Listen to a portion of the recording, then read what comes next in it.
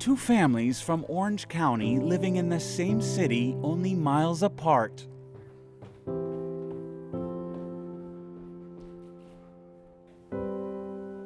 One black, one white. First, meet the Greens. Ray, an athletic coach for at-risk youth, his wife Stacy, a high school teacher, and their two daughters, 14-year-old Raylyn and 8-year-old Riley.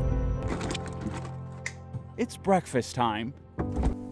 Dad Ray is making his signature pancakes. Sometimes we get creative with pancakes, put chocolate chips in them and all kinds of fun stuff. Born and raised in the area, Ray and Stacy moved to Yorba Linda 17 years ago. They live in a 4-bedroom, 2-bath house, but just outside their door, not too many people look like them. They're the only black family in their neighborhood and one of a handful in their entire church. It can be difficult sometimes because, being here, being the only African American family, in the entire block, the entire area, you just don't know how people view you sometimes. Lord, we come before you, thank you for this day, Lord God. We thank you for this food that we're about to receive.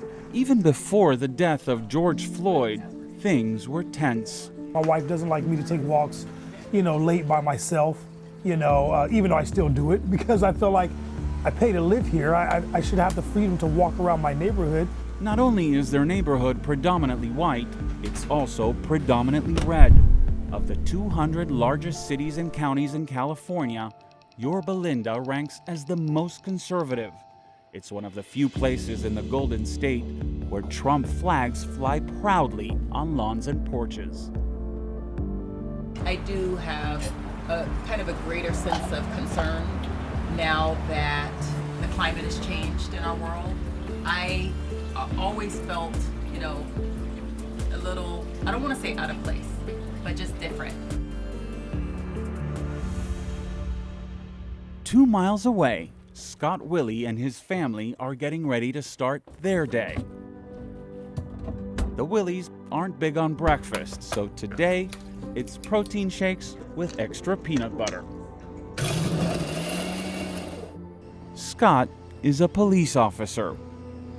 His son Connor, a junior at Cal State Fullerton. His wife Kelly, a 5th grade teacher. Their daughter Casey works in marketing. And last but not least, their dog Baxter, a rescue mutt that pretty much runs the show. My family means everything to me. It's the reason why I wake up and do my job to the best of my ability to be an example to my kids. They've lived in Yorba Linda their entire lives, and like the Greens, these last few months have been tense, especially for Kelly. Each time he leaves the house, I definitely worry. I think the kids worry. I worry that he won't make it home or that he'll get hurt and be in the hospital. Scott is a captain at Cal State Fullerton PD, responsible for patrolling a campus population of 45,000. In his 23 years on the force, he's seen his fair share of close calls, from students threatening suicide to officers being attacked. In the last few weeks, we've had one guy with a loaded gun, one with a simulated gun, one that was trying to kill himself by drinking. He became a cop to help others. 2 decades later, he still gets a rush getting dressed every morning. This is an awesome responsibility, and we all know that when we're putting this on, and it's that honor and respect. The transformation from civilian to cop is complete as the gun hits the holster. You have to always have your head on a swivel. He's always loved his job, even during the rough patches. But on May 25th, as he watched a white police officer pin George Floyd to the ground, he was shaken to his core. I watched it a couple of times and it just got worse and longer and just more horrific. But it's what happened next that restored his faith in humanity. Captain Willie. A phone call from an old friend. I can't even tell you how important that was. I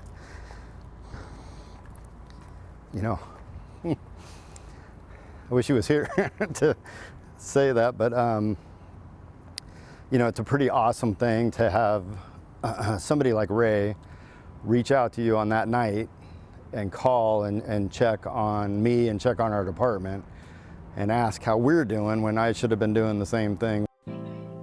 Yes, that Ray from Yorba Linda, who just happens to be Scott's former neighbor and close friend.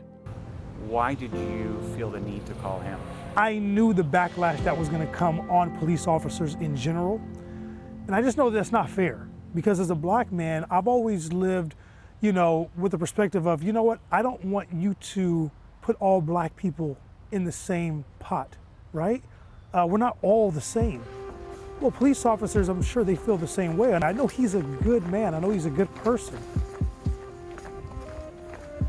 Coming up, tumultuous times test the strength of this decade-long friendship. You don't ever know.